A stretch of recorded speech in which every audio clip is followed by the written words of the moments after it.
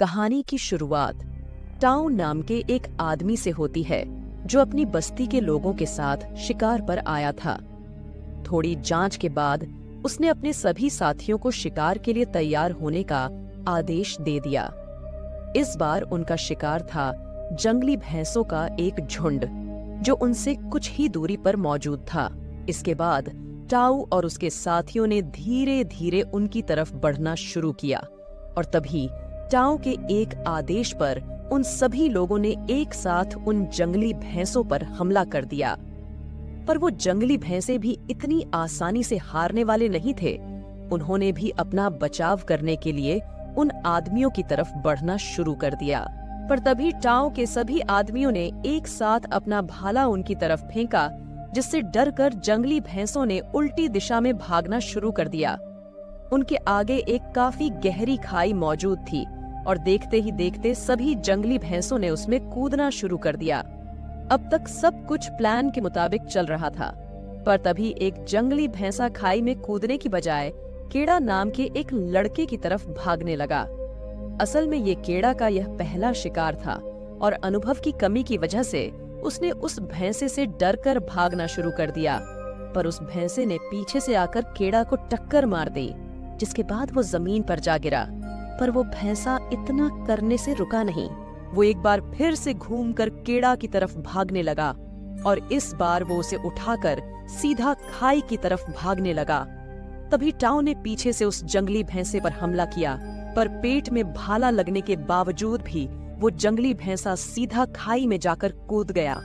तभी टाउ और उसके साथी तुरंत ही केड़ा को बचाने के लिए खाई की तरफ भागे, पर उन्होंने वहां जाकर देखा कि केड़ा एक पत्थर के सहारे लटका हुआ था।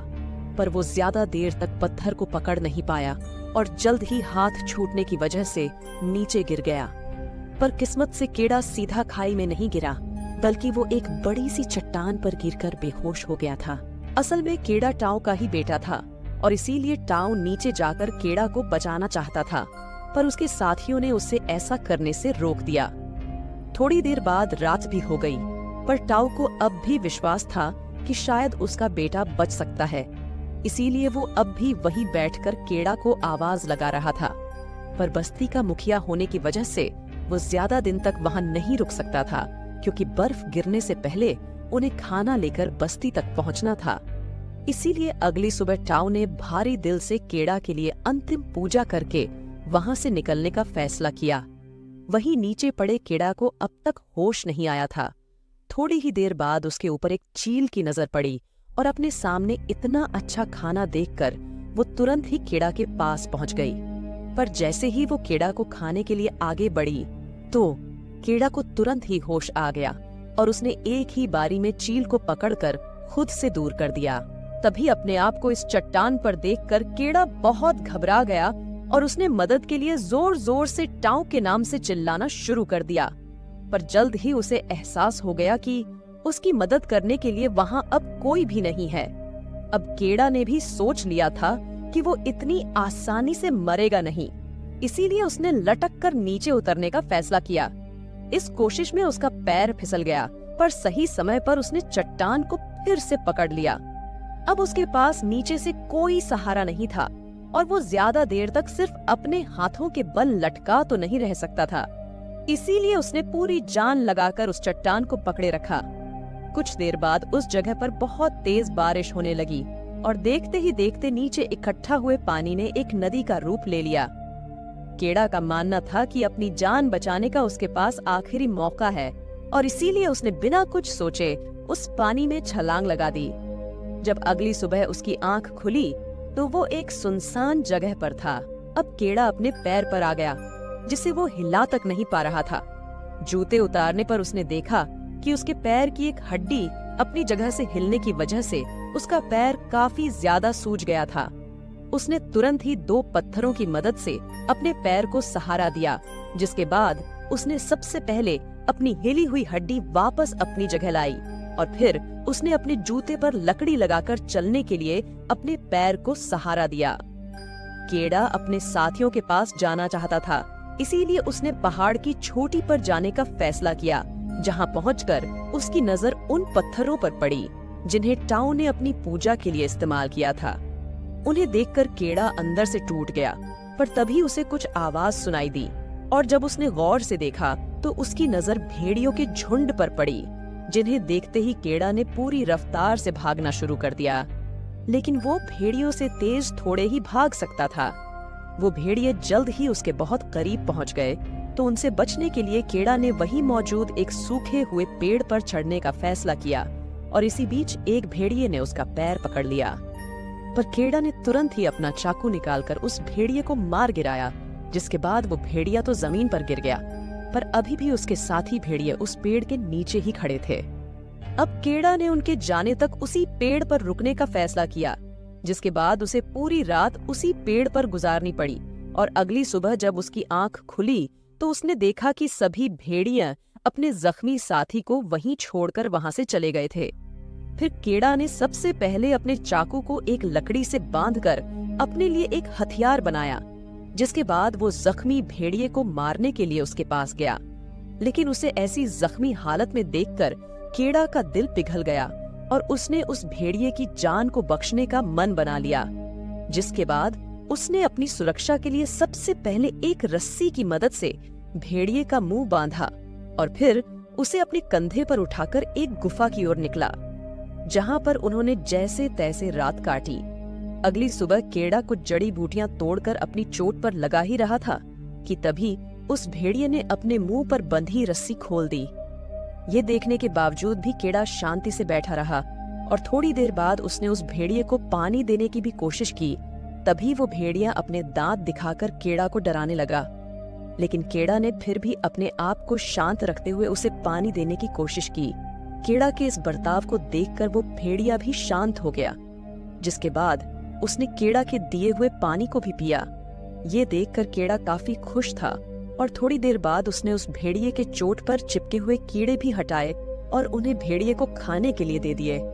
केड़ा जानता था कि उन्हें जिंदा रहने के लिए अब शिकार करने की जरूरत है और अपनी इसी जरूरत को पूरा करने के लिए वो अगले दिन एक खरगोश का शिकार करके लाया और जब वो उसे पकाने के लिए आग जलाने की कोशिश में लगा हुआ था, तभी उस भेड़िए ने आगे बढ़कर उससे वो खरगोश को छीनने की कोशिश की।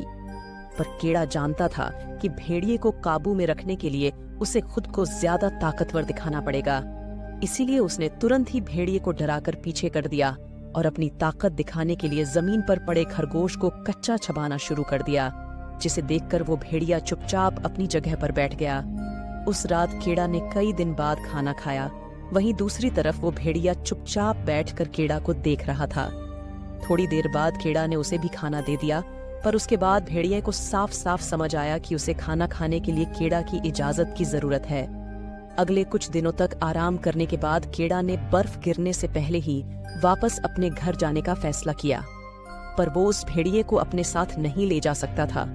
इसीलिए उसने उस भेड़िए से अपने परिवार को ढूंढने को कहा, लेकिन वो भेड़िया वहां से हिलने के लिए तैयार ही नहीं था। इसीलिए केड़ा ने उसे वहीं पर छोड़कर अकेले घर जाने का तय किया, पर उसके बाहर निकलते ही भेड़िए ने धीरे धीरे उसका पीछा करना शुरू कर दिया।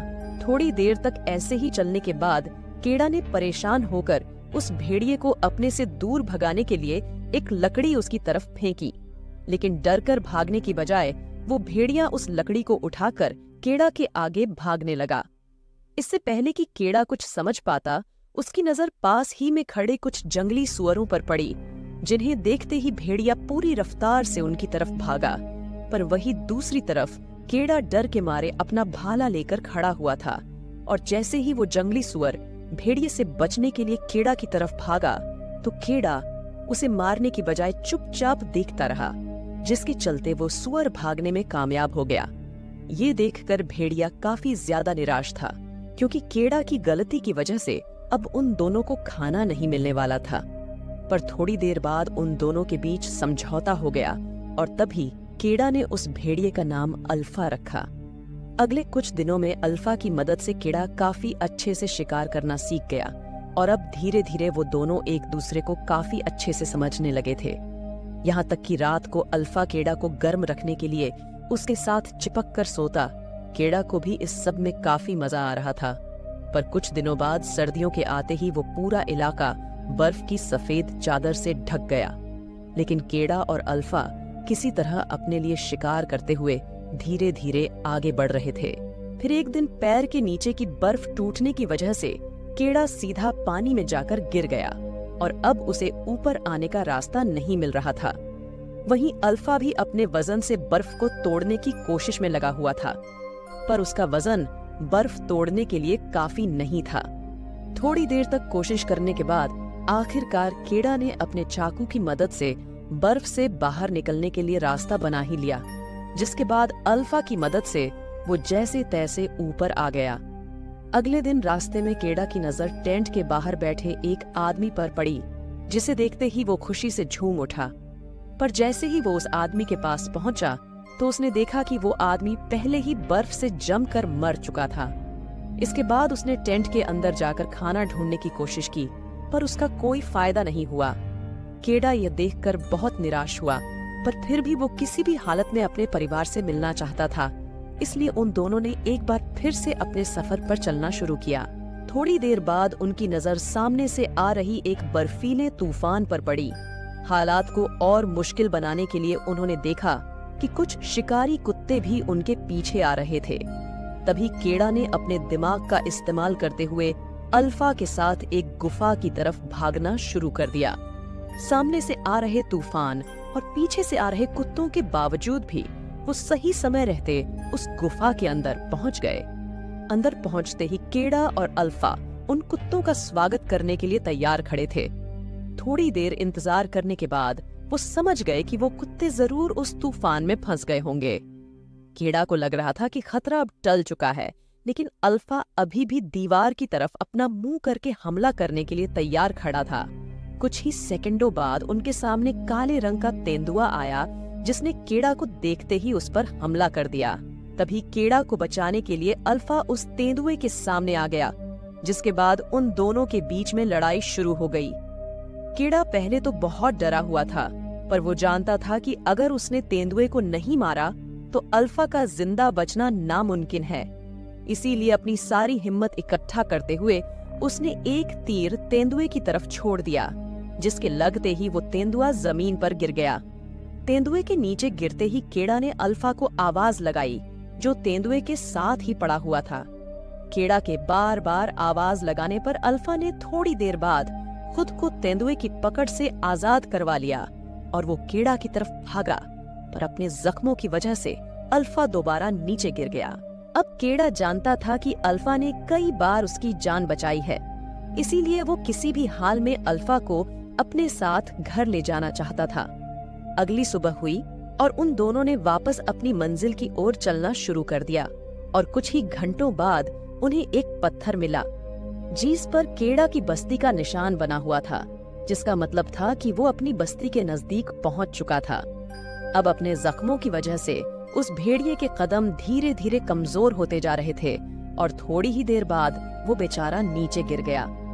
केड़ा चाहता था कि अल्फा किसी भी तरह उसके साथ घर पहुंच जाए, लेकिन अल्फा के चेहरे को देखकर वह समझ गया कि अब अल्फा अपने पैरों पर नहीं चल सकता। लेकिन केड़ा इतनी जल्दी हार मानने वाला नहीं था, इसीलिए उसने अल्फा को अपने हाथों पर उठाकर आगे बढ़ने का फैसला किया, जिसके बाद वह इसी तरह रात भर चलते रहे और अगले दिन भी उन्होंने अपनी हिम्मत के भरोसे कई सारे पहाड़ों को पार किया। अब वो अल्फा को अपने हाथों में उठाकर सीधा अपनी बस्ती के पास पहुंच गया, जहां पहुंचते ही वो नीचे गिर गया। तभी टाओ अपने बेटे केड़ा को अपने सामने जिंदा देखकर काफी हैरान हो गया और उसने तुरंत ही केड़ा को पकड़ लिया और तभी केड़ा की माँ भी वहां पहुंच गई, जिसने अपने बेटे को दोबारा देखने की उम्मीद ही छोड़ दी थी। केड़ा भी अपने माता पिता को देखकर बहुत ज्यादा खुश था, पर तभी उसने अपने पिता को किसी भी हालत में अल्फा को बचाने को कहा, जिसके बाद वो बेहोश हो गया और जब उसको होश आया तो उसे पता चला कि अल्फा ने कई सारे बच्चों को जन्म दिया था, जिसका मतलब ये था कि असल में अल्फा एक मादा भेड़िया थी जो पूरे सफर में पेट से थी। इसके बावजूद भी उसने केड़ा का पूरा साथ दिया। अब ये सब जानने के बाद केड़ा के मन में अल्फा को लेकर और ज्यादा प्यार जाग गया। वीडियो पसंद आए तो वीडियो को लाइक करके हमारे फेसबुक पेज को लाइक और यूट्यूब चैनल को सब्सक्राइब जरूर करना। मिलते हैं अगले वीडियो में। Thanks for watching.